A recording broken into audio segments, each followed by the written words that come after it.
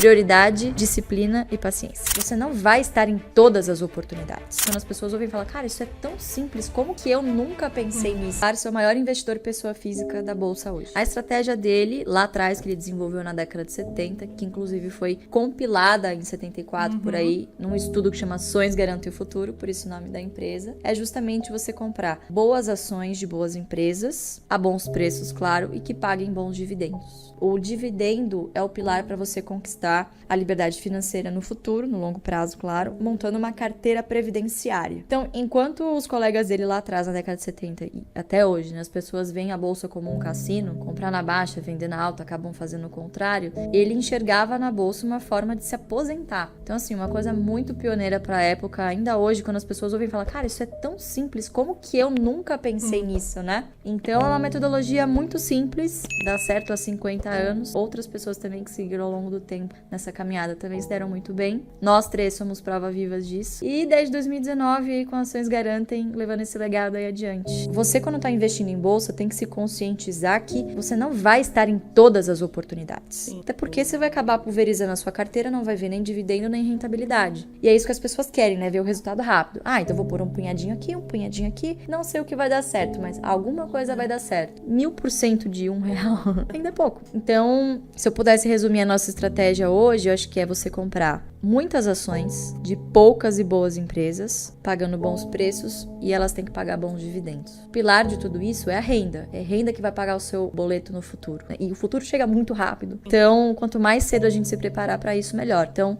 se o pilar é renda, eu preciso buscar setores que sejam perenes, que tenham previsibilidade de fluxo de caixa. E isso acaba, obviamente, reduzindo ali o horizonte de empresas que a gente tem que analisar, o que é muito bom. Então, hoje eu sigo o jeito Barça de investir por convicção, porque eu já fiz muita coisa, já fiz muita cagada na bolsa também, e sei o que funciona pra mim. Pra você falar o que é bom e o que não é, você precisa primeiro saber o que você não quer na sua carteira. Então, já experimentei ter fundo, previdência, já tive, mas assim, cacarecos mesmo pra entender como funcionava, claro. Hoje em dia não tenho mais, é 100% focado em renda, em futuro e tá em bolsa, né? 100% eu digo assim, que eu considero investimento. Tem uma reserva de emergência que tá na renda fixa e não tem como fugir disso, né? Então, a gente não investe na renda fixa. Eu uso a renda fixa pro que eu preciso. E hoje tá ótimo, né? Então, hoje, para quem tá fazendo caixa, tá muito bom também a rentabilidade. Aí você tem um caixa de oportunidade. Tem um caixa de oportunidade também. Onde você deixa tesouro? Não deixo no tesouro. Porque o tesouro, qualquer rebuliço, por exemplo, 2020, o tesouro foi para... As negociações foram paralisadas. Sim. Então, não é um bom lugar para você deixar uma reserva de oportunidade. Eu deixo ou num fundo de tesouro Selic, ou num CDB, que renda ali pelo menos, né, inflação, enfim, e o menor custo possível. O feijão com arroz, não tem jeito. Não me extrapolo muito na renda fixa, não. E às vezes, olha só que legal que eu já ouvi. Lu, eu ouvi você falar, tipo, em 2019 desse tal de Best, não dei muita atenção, mas ficou aqui em algum lugar. Perdi dinheiro pra caramba na bolsa, e aí esse ano eu falei, vou resgatar esse tal de Best, deixa eu ver o que é. Mas basicamente, né, aquilo que eu disse, se o seu pilar é renda, você precisa buscar alguns tipos de empresas que geralmente se encaixam, de setores que fazem sentido para algumas características. Então, perenidade do negócio, a consolidação de mercado dessas empresas, né, por que isso é importante? O Brasil é um país que convive com a inflação. Isso é histórico. Então, empresas líderes dos seus mercados, elas conseguem ter uma vantagem de preço. Elas repassam no preço esse viés inflacionário. Claro que isso não acontece para e passo, não é, a inflação veio, amanhã ela corrige, não é assim que funciona, mas quando você olha em retrospectiva, em média, ao ano, essas empresas, a maioria das empresas da bolsa conseguiram repassar a inflação, superar a inflação, né? Porque são ativos reais. Mas o que às vezes as pessoas falham em entender é que 13% ao ano na bolsa é sobre uma base crescente, se você está em boas empresas. Isso vai se compondo conforme você vai reinvestindo os dividendos. Então hoje, se eu olhar para trás e ver o histórico, se você comparar o preço que eu paguei em algumas posições que eu tenho versus o que elas me pagaram de dividendos, que é o que a gente chama de yield on cost, né, que é a rentabilidade do dividendo sobre o preço médio, o preço que você pagou,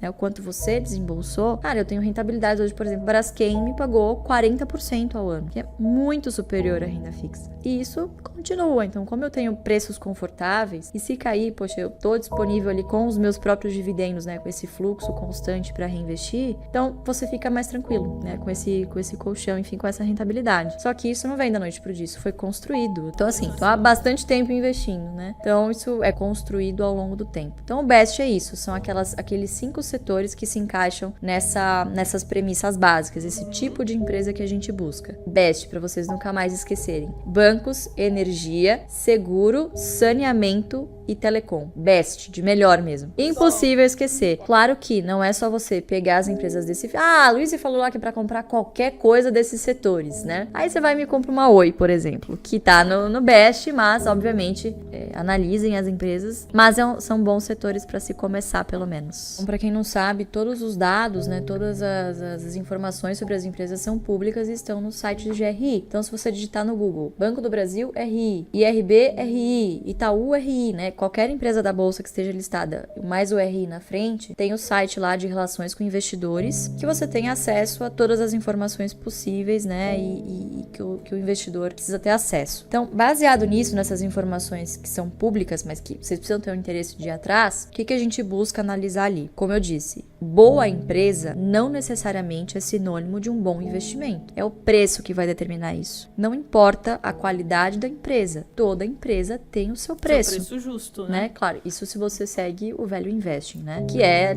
a bíblia, né, dos investidores de longo prazo, né? Costuma ser. Então, pensando em preço, o que é muito importante para o investidor? Seria, assim, incabível dizer aqui para vocês, vocês trabalham, obviamente, vocês têm que acompanhar a bolsa todos os dias, toda hora, ficar ali obcecado, tentar comprar na mínima. Isso é impossível. Nem quem trabalha com o mercado consegue acertar ali o da mosca voando. Não dá, impossível. Então, a nossa preocupação foi, o que eu vou olhar para pelo menos não pagar caro por uma ação? Porque assim, se eu já sei que eu já não vou conseguir acertar o fundo, eu pelo menos preciso estabelecer ali o máximo que eu posso pagar por uma ação para eu receber ali alguma coisa que eu tô disposto. Então, qual foi o filtro que ele começou a usar? 6% ao ano só em dividendos. Às vezes as pessoas falam, putz, mas não é muito pouco, mas a gente tá falando só de dividendos. Lembrando que se o dividendo deriva do lucro e o lucro ao longo do tempo é corrigido por inflação, a gente tá falando de uma métrica real. Então, ele não é 100% comparável com uma Selic, por exemplo. Da Selic, você tira o IPCA e aí você tem a taxa de juros real. É com esse que a gente tem que comparar. No longo prazo, é isso que faz sentido. Então, 6% é o teto. É o mínimo que eu quero receber. Com esse mínimo que eu quero receber, o que eu faço? Eu vou lá no site do RI, eu vejo a média. Então, isso é muito fácil. Você vai somar os dividendos por ação em cada ano.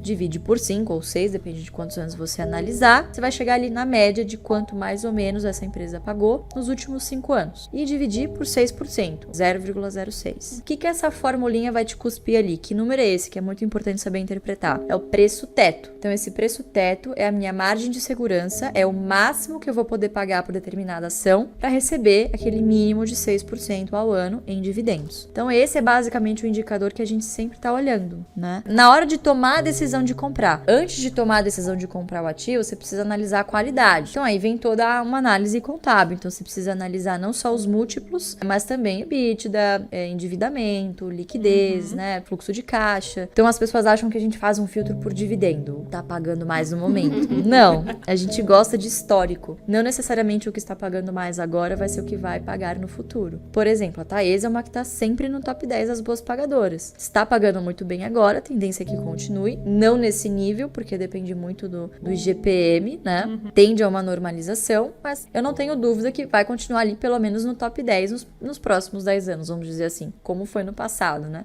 Então, é isso que a gente faz. A gente sempre tá acompanhando esses números, que eles não ficam mudando toda hora. Eles só vão mudando se tem alguma mudança de perspectiva. Por exemplo, o Banco do Brasil pagava 30%, esse ano determinou que vai pagar 40% de payout, vai distribuir 40% do lucro. Opa, mudou meu preço teto, porque vai mudar o dividendo por ação que ela vai pagar, né? Então, você pode desenvolver duas métricas. É normal que ao longo do caminho as empresas vão ajustando as velas, né? Então, surge alguma oportunidade, às vezes ela tem que parar de pagar dividendo para investir. Então, o que a gente olha muito é as intenções da empresa, o que a empresa comunica com seus investidores, né? Então, assim, se o seu objetivo é um e a empresa decidiu caminhar para outro, não tem por que isso ficar na carteira.